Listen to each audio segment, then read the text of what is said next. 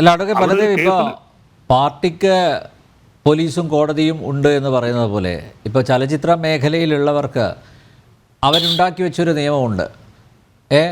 അല്ലാതെ നമുക്ക് ഈ നിയമവാഴ്ചയ്ക്ക് പിന്നെ പിന്നെ കീഴ്പ്പെട്ടുകൊണ്ട് അല്ല ഞങ്ങളുള്ളത്. ഞങ്ങളുടെ ലോകത്ത് ഞങ്ങളൊരു നിയമം ഉണ്ടാക്കി വെച്ചിട്ടുണ്ട്, അതിനനുസൃതമായി മാത്രമേ ഞങ്ങൾ മുന്നോട്ട് പോകൂ. അങ്ങനെ ഒരു തീരുമാനം എടുത്ത് മുന്നോട്ട് പോകുന്നത് ശരിയാണ്. എവിടെയെങ്കിലും പിടി വീഴണ്ടേ? ഇപ്പോൾ ഹേമ കമ്മിറ്റിയെ മാറ്റിവെക്കാം.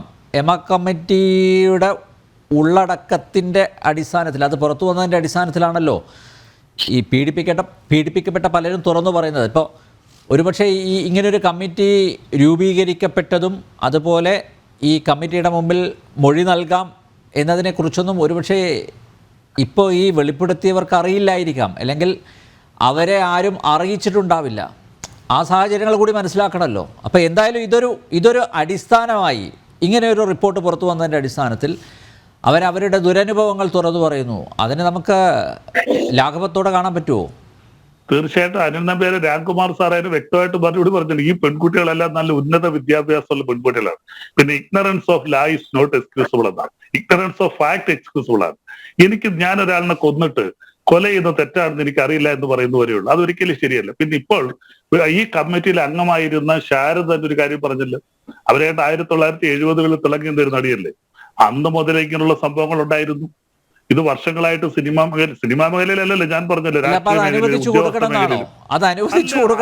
എന്നേക്കുമായിട്ട് അത് ഇല്ലാതാക്കണം എന്ന് തന്നെയാണ് ഞങ്ങളുടെ അഭിപ്രായം. അതിനകത്ത് തർക്കമൊന്നുമില്ല. ആരെങ്കിലും പറയാം അനുവദിച്ചു കൊടുക്കാൻ, സ്ത്രീകളെ പീഡിപ്പിക്കാൻ ആർക്കും അതിനു. സ്ത്രീകളെ മാത്രമല്ലല്ലോ, സ്പെസിഫിക് ആയിട്ട് പറഞ്ഞേക്കുന്ന പ്രോമിനന്റ് മെയിൽ ആർട്ടിസ്റ്റുകൾക്ക് വരെ പീഡനം ഉണ്ടായിട്ടുണ്ട്.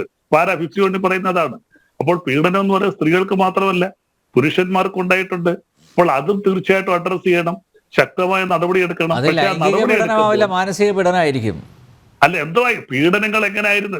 ലൈംഗിക പീഡനത്തെക്കാൾ ക്രൂരമായിരിക്കും ചില സമയത്ത് വരുന്ന മാനസിക പീഡനങ്ങൾ. നമുക്ക് തടയാൻ പറ്റാതെ ഇന്നൊരു സിനിമ, ഒരു CID മുൻസാല അഭിനയിച്ചൊരു സിനിമാകാരൻ പറഞ്ഞല്ലോ, ഒരു സ്ത്രീ വർഷങ്ങളായിട്ട് എന്നെ പീഡിപ്പിക്കുന്നുണ്ടായിരുന്നു, അത് ഇന്ന് നിയമം എടുക്കുക, കാര്യം പുരുഷനെ പീഡിപ്പിച്ചാൽ നിയമം ഇല്ല ഇന്ന് പറഞ്ഞാണ്.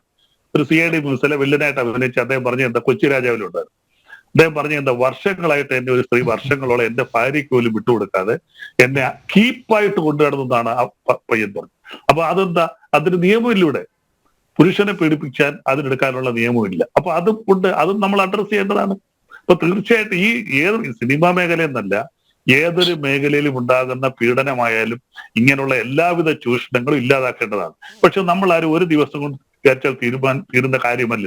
കാരണം ഇതിനകത്ത് അതിൽ തന്നെ കുറെ അധികം പങ്കാളികൾ ഇതിനകത്ത് കൂട്ടി നിൽക്കുന്നുണ്ട്.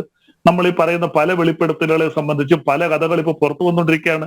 എറണാകുളം കേന്ദ്രീകരിച്ച് നടക്കുന്ന ഒരു നക്ഷത്ര വേശ്യാലയും അതുമായിട്ട് ബന്ധപ്പെട്ട് വരുന്ന സിനിമാ ഗോസിപ്പുകളും എല്ലാം ഇപ്പൊ ദിവസേന പുറത്തു വന്നു. എന്നെക്കാൾ വളരെ വ്യക്തമായിട്ട് ശ്രീ ആലപ്പുഴ കൃഷ്ണപിള്ളയ്ക്ക് അറിയാമായിരിക്കുമല്ലോ, വളരെ വ്യക്തമായിട്ട് വന്നുകൊണ്ടിരിക്കുകയാണ്. അവരും പലരും ഇപ്പോൾ വന്ന് പല കാര്യങ്ങളും പറയുന്നു. ഇതിനകത്തൊക്കെ എന്താണ് യാഥാർത്ഥ്യം? ഈ മേഖലയുമായിട്ട് ബന്ധപ്പെട്ട് നിൽക്കുന്നവർക്ക് വളരെ നല്ലതുപോലെ അറിയാം. ഇതെല്ലാം പരിപൂർണമായിട്ട് ഇല്ലാതാക്കേണ്ടതാണ്. നമ്മൾ ശ്രമിച്ചാൽ പരിപൂർണമായി നടക്കില്ല എങ്കിൽ പോലും ഇതിനൊരു നിയമത്തിന്റെ അഭാവമല്ല. പലരും പറയുന്നത് ഇവിടെ നിയമം ഇല്ലാഞ്ഞിട്ടാണ്. ആരെ പീഡിപ്പിച്ചാലും അതിന് നിയമമുണ്ട്. ഇവിടെ ഇഷ്ടംപോലെ നിയമങ്ങളുണ്ട്. ആ നിയമങ്ങൾ ഉപയോഗിക്കേണ്ട രീതിയിൽ ഉപയോഗിക്കേണ്ട സമയത്ത് ഉപയോഗിക്കപ്പെടുന്നില്ല. ഉദാഹരണത്തിന് നമുക്ക് സ്ത്രീയെ, ഈ പെൺകുട്ടിയെ പീഡിപ്പിച്ച പ്രശ്നം 2017 ആ സംഭവം ഉണ്ടായത്. ആ പെൺകുട്ടി ശക്തമായിട്ട് മുന്നോട്ട് വന്നപ്പോൾ എന്താ സംഭവിച്ചത്?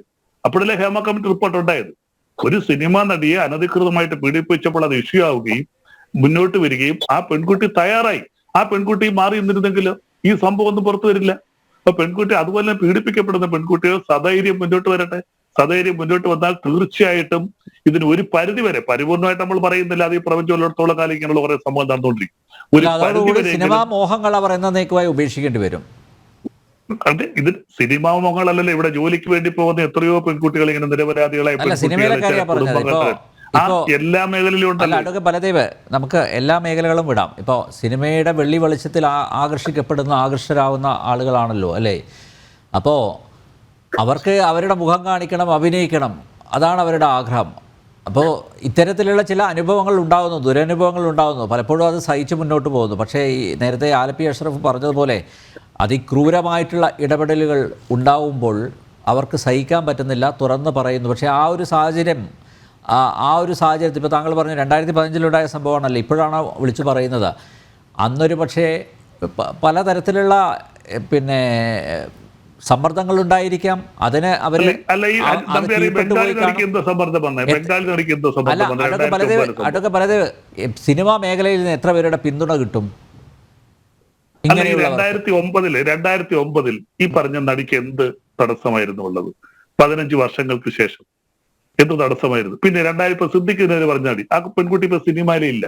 അപ്പൊ എന്തോ ആയിരുന്നു അതിന് തടസ്സം? നിയമ തടസ്സം എന്തുമായിരുന്നു? അഭിനയിക്കുന്നവർക്കാണെങ്കിൽ നമ്പ്യാർ പറയും ശരിയാണ്, ഇപ്പോഴും സിനിമയിൽ നിൽക്കുന്ന കുറെ പെൺകുട്ടികളുണ്ട്, അവർക്ക് അഭിനയത്തിനോ അല്ലെങ്കിൽ ചാൻസിനോ വേണ്ടി ഒരു പക്ഷേ അവർ വശംവദരായി എന്ന് പറയാം. ആ മേഖലയുമായി ബന്ധമില്ലല്ലോ. ഈ പെൺകുട്ടി പശ്ചിമ ബംഗാളിലെ പെൺകുട്ടിയാണ്, അതിന് കേരള ഫിലിം ഇൻഡസ്ട്രി ആയിട്ട് വലിയ ബന്ധമൊന്നുമില്ല. എന്തുകൊണ്ട് ഈ 15 വർഷമായിട്ട് അത് വെളിപ്പെടുത്തിയില്ല? പിന്നെ സിദ്ദിഖിനെതിരെ പറഞ്ഞ പെൺകുട്ടി സിനിമാ മേഖലയായിട്ട് ഇപ്പൊ യാതൊരു ബന്ധവുമില്ല. ഇവർക്ക് എന്തുകൊണ്ട് അവർ പുറകെ പോകാൻ താല്പര്യം ഉണ്ടാവില്ല? അത് വേണമല്ലോ.